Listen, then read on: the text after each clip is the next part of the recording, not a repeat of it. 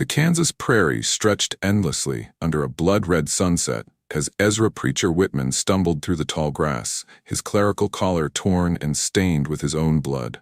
At 53, the former Methodist minister had buried 3 congregations, lost his faith in a bottle, and watched his reputation crumble like dust in a drought. But he'd never expected to be beaten half to death and left for buzzard bait by the very people he'd tried to save. His lungs burned with each labored breath, the metallic taste of blood coating his tongue. The prairie wind whispered through the grass, carrying the scent of sage and earth, indifferent to his suffering. Ezra's legs trembled beneath him as he forced himself forward, one agonizing step after another. False prophet, Deacon Morrison had snarled as his men worked Ezra over with fists and boots, leading good Christian folk astray with your drunken sermons and godless ways. Morrison's face had been twisted with righteous fury, his eyes gleaming with the dangerous light of a man who believed God sanctioned his cruelty. The memory of those eyes haunted Ezra now as he fought to stay conscious, to keep moving despite the pain that threatened to overwhelm him. The godless ways had been Ezra's attempt to help the Cheyenne families camped outside Redemption, sharing food, teaching their children to read, treating them like human beings instead of vermin. When he'd spoken out against the town's plan to drive them off their ancestral burial ground, Morrison and his righteous followers had decided the preacher needed a lesson in proper Christian behavior. Should have stuck to saving souls instead of saving savages?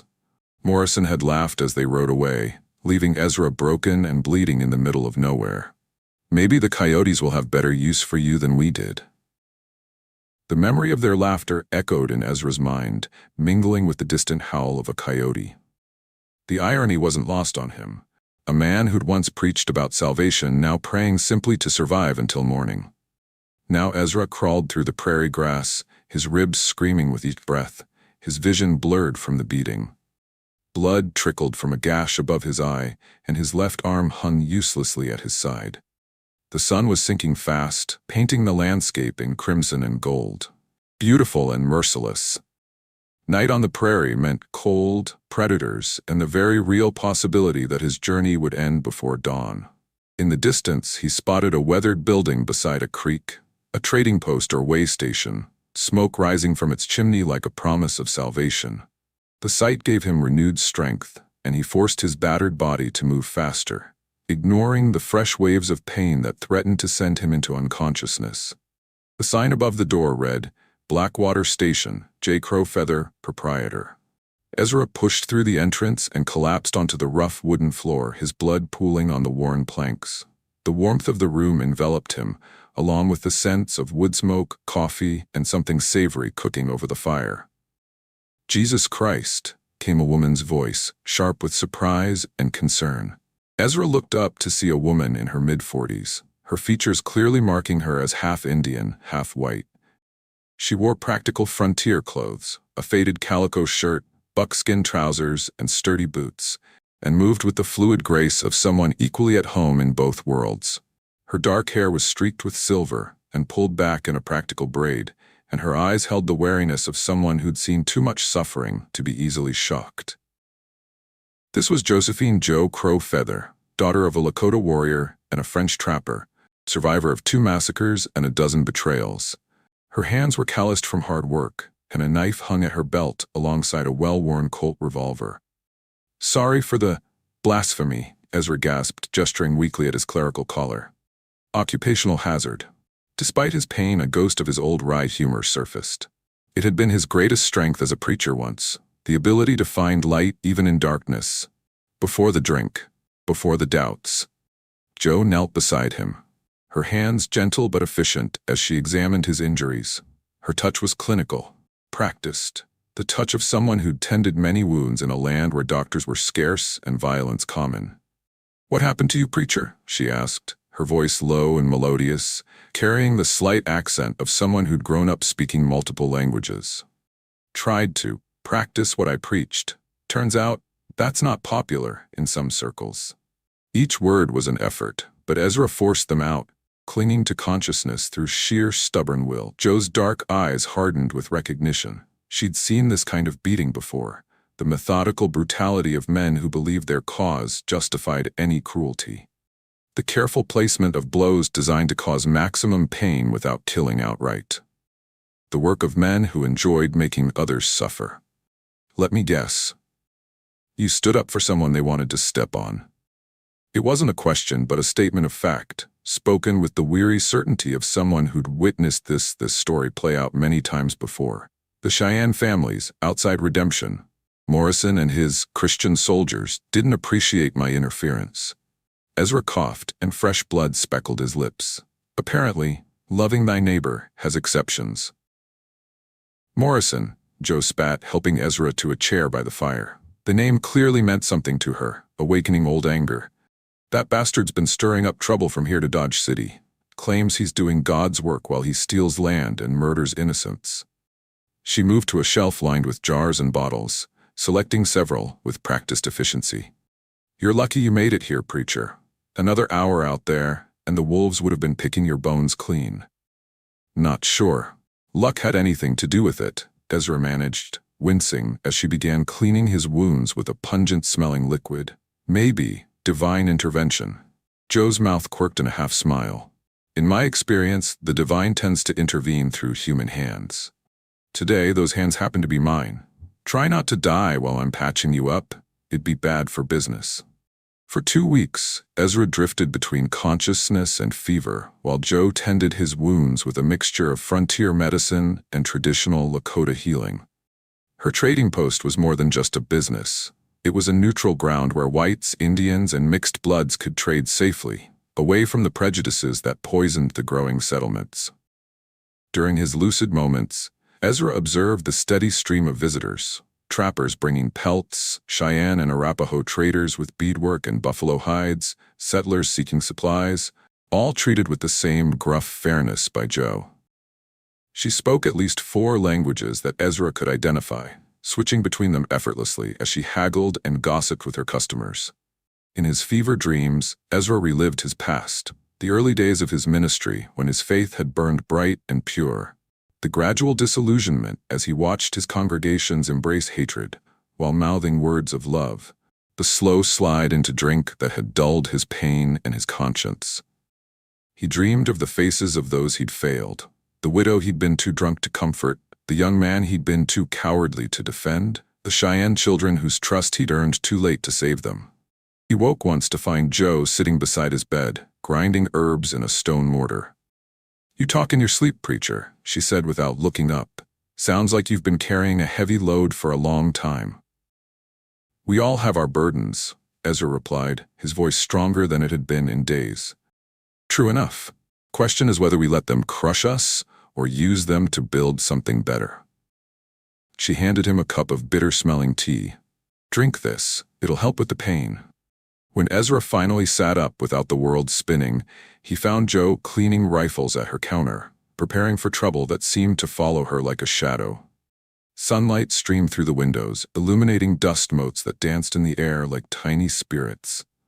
Outside, birds called to one another, and the creek burbled its endless song. "You expecting company?" he asked, noting the weapons and the way she kept glancing toward the windows. 3 rifles were laid out on the counter, along with a shotgun and several pistols, all meticulously maintained. "Always expecting company out here," Joe replied, her hands never pausing in their work. "Question is whether they come to trade or to kill." She worked the cleaning rod through the barrel of a Winchester with practiced ease. "Out here, being unprepared means being dead. I've buried too many friends who thought peace was the natural state of things." The story emerged slowly. Joe's father had been killed in the Sand Creek massacre, her white mother murdered by settlers who blamed all Indians for raids they'd never committed. Joe had survived by being useful. Her trading post provided supplies and information to travelers. Her knowledge of both cultures made her invaluable as a translator and negotiator. "But useful don't mean accepted," she explained, checking the loads in her pistols. "To the whites, I'm just another half-breed squaw. To some tribes, I'm a traitor for dealing with the enemy. I walk between 2 worlds and belong to neither." Her words resonated with Ezra, who'd found himself similarly caught between worlds, no longer welcome in the church that had been his home, yet unable to fully abandon his calling. "How do you bear it?" he asked. "The loneliness of not belonging?" Joe's hands stilled for a moment. "You make your own belonging, preacher. Create your own family from those who see you, not just what they want you to be." She gestured around the trading post. "This place is my church, my congregation. I serve in my own way." Ezra told her about his own fall from grace, the drinking that started after watching too many good people die, the sermons that grew increasingly critical of his congregation's hypocrisy, the final break when he'd chosen conscience over comfort. "It was a child that did it," he admitted, the memory still raw. Little Cheyenne girl, couldn't have been more than 7. Came into town with her mother to trade. Some of the town boys started throwing stones, calling her names. I stepped in, and one of the boys, the mayor's son, said they were just having fun with the savages. That's when I realized I'd failed them all. Failed to teach them the most basic lesson of Christianity. "Love thy neighbor," Joe suggested. "That all of us are God's children," Ezra corrected. "That there's no hierarchy of human worth." The next Sunday, I preached the most honest sermon of my life. Called out the hypocrisy, the hatred, the way they'd twisted scripture to justify their cruelty. He gave a bitter laugh. "They ran me out of town that same day. I've been wandering ever since, preaching where I can, drinking when I can't." "Sounds like you found your backbone just in time to get it broken," Joe observed wryly. "Maybe. Or maybe I finally remembered what being a minister actually means." Their partnership began when a wagon train arrived, half-starved and desperate after Indian attacks had scattered their supplies. The travelers were suspicious of Joe's mixed heritage and Ezra's battered appearance, but desperation made them willing to trade. "We need food and ammunition," the wagon master, a hard-faced man named Garrett, announced. His clothes were trail-worn, his eyes haunted by the hardships his people had endured. Behind him, women and children huddled near the wagons, their faces gaunt with hunger and fear. "And we need to know the safest route to Colorado." "Food and ammunition I got," Joe replied, her posture deliberately casual despite the tension in the air. "Safe routes depend on what you're willing to pay and how you plan to treat the people whose land you're crossing." Garrett's face darkened. "We don't negotiate with savages." "Then you'll die out there," Joe said, matter-of-factly. "Your choice." The blunt assessment hung in the air, challenging Garrett's pride against his responsibility to the families depending on him. Ezra saw the conflict in the man's eyes, the desire to reject Joe's terms battling with the reality of their situation. Ezra stepped forward, his clerical collar still visible despite the stains and tears. "Perhaps I can help mediate. I've had some experience with difficult negotiations." What followed was a delicate dance of diplomacy. Ezra used his authority as a minister to convince the travelers to show respect for the tribes they'd encounter, while Joe provided the practical knowledge that would keep them alive. Together, they negotiated safe passage agreements that satisfied both sides. "You're good at this," Joe observed after the wagon train departed with full bellies and clear directions. They stood outside the trading post, watching the dust cloud that marked the travelers' progress across the prairie. "I'm good at talking," Ezra corrected. "You're good at making it matter." Their reputation spread across the territory. Blackwater Station became known as a place where conflicts could be resolved without bloodshed, where Preacher Whitman and Joe Crow Feather could broker deals between the most unlikely parties. They mediated disputes between ranchers and tribes, helped runaway slaves find freedom, and provided sanctuary for anyone fleeing injustice. The trading post expanded to include a small chapel where Ezra held services for anyone who wished to attend, a place where white settlers sat alongside Cheyenne elders, where former slaves prayed next to reformed outlaws. His sermons spoke of a God who transcended human divisions, whose love encompassed all creation. Joe's business flourished as well. Her fair trading practices and reputation for honesty brought customers from all directions. Together, they created something unique on the frontier, a place of genuine peace in a land torn by conflict. The confrontation with Deacon Morrison came 6 months later. He arrived with a dozen armed men, their horses kicking up dust clouds visible for miles. Joe spotted them first, her keen eyes narrowing as she recognized the riders. "Trouble coming," she announced, reaching for her rifle. Morrison and his holy warriors. Ezra joined her at the window, his heart quickening at the sight of the man who'd ordered his beating. "How many guns do we have?" "Not enough," Joe replied grimly. "But we've got friends." She nodded toward the creek, where several Cheyenne hunters had been trading earlier. They'd melted into the brush at the first sign of riders, but Ezra knew they hadn't gone far. Morrison and his men reined in before the trading post, their horses snorting and stamping in the dust. The deacon sat tall in his saddle, Bible strapped to his saddlebag, righteousness radiating from him like heat from a forge. "There's the false prophet," Morrison announced, pointing at Ezra, "and his heathen whore, poisoning good Christian minds with savage lies." The crude words hung in the air, designed to provoke, to justify whatever violence would follow. Ezra felt a familiar anger rising within him, but tempered now with something stronger. Purpose, clarity, the certainty that came from knowing his true calling. Ezra stepped out of the trading post, no longer the broken man Morrison had left for dead. Hard work and purpose had strengthened his body, while finding his true calling had restored his spirit. He stood straight, his gaze steady, facing the man who'd tried to destroy him. "Deacon Morrison," Ezra said calmly. "Still spreading the gospel of hate, I see." Morrison's face flushed at the quiet challenge in Ezra's voice. "Don't mock me, you drunken fool. You're coming back to face judgment for your crimes against God and nature." "What crimes would those be? Feeding the hungry, clothing the naked, treating all of God's children with dignity?" Ezra's voice carried across the clearing, steady and clear. "I seem to recall those being the Lord's instructions, not crimes." Morrison's face flushed red with righteous anger. "You've forgotten your place, Whitman, forgotten that some people are chosen and others are damned." "No," Ezra replied, his voice carrying the authority of genuine conviction. "I've remembered that we're all chosen, all worthy of grace. That's what you can't stand. The idea that God's love isn't limited to people who look like you." The theological debate might have continued, but one of Morrison's men made the mistake of reaching for his gun. Joe's rifle spoke from the trading post window, dropping him before he could clear leather. The shot echoed across the prairie, startling birds from the nearby trees. "Anyone else want to discuss scripture?" she called out, her voice deadly calm. The standoff stretched taut as a bowstring. Morrison's men were outnumbered by the various travelers, traders, and locals who'd gathered at the station, people of all colors and backgrounds who'd found sanctuary under Joe and Ezra's protection.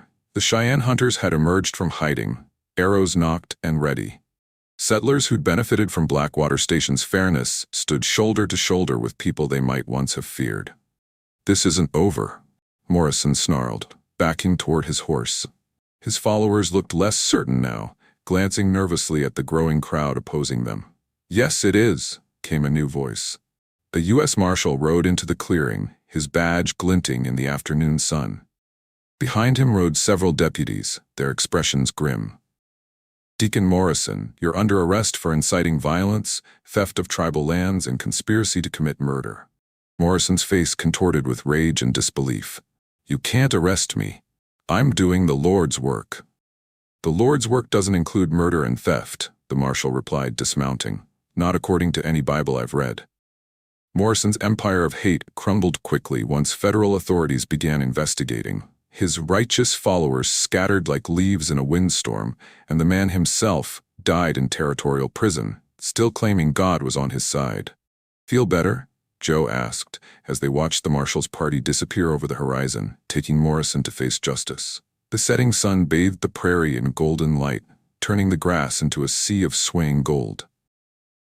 "Feel useful," Ezra replied. "For the first time in years, I feel like I'm doing what I was called to do." Their partnership deepened into something more profound than business or convenience. They found in each other the acceptance they'd been denied by their respective communities. Two outcasts who'd created their own family, their own congregation, their own definition of sacred ground. "We make an odd pair," Joe observed one evening as they sat by the creek, watching the sunset paint the prairie sky in brilliant oranges and purples. The water reflected the colors, creating a double sunset of breathtaking beauty. "The best partnerships usually do," Ezra replied, taking her weathered hand in his. "God works in mysterious ways." At 54, Ezra Whitman was no longer the broken-down drunk who'd been beaten and left for dead by false Christians. He was a true minister, a peacemaker, and living proof that sometimes losing everything is the only way to find what really matters. The prairie that had nearly claimed his life had instead given him purpose, partnership, and the chance to practice his faith without the constraints of conventional religion. Each day brought new challenges, disputes to mediate, injustices to address, souls to comfort. But he faced them with the strength that comes from knowing one's true calling. And Josephine Crowfeather had found something she'd thought impossible. Not just love, but belonging with someone who saw her mixed heritage as a strength rather than a weakness, who understood that walking between worlds required courage, wisdom, and the willingness to build bridges where others saw only walls. Together, they'd created something unique on the Kansas frontier, a place where differences were celebrated rather than feared, where justice was measured by compassion rather than color, and where two-people society had discarded proved that the most powerful sermons are lived rather than preached. Blackwater Station became a legend in its own right, a symbol of what America could become when people chose understanding over hatred, cooperation over conflict, and love over the fear that divided them. In a land where dust and legend mingled freely, they had built something that would outlast them both, a testament to the power of redemption and the enduring strength of unlikely partnerships.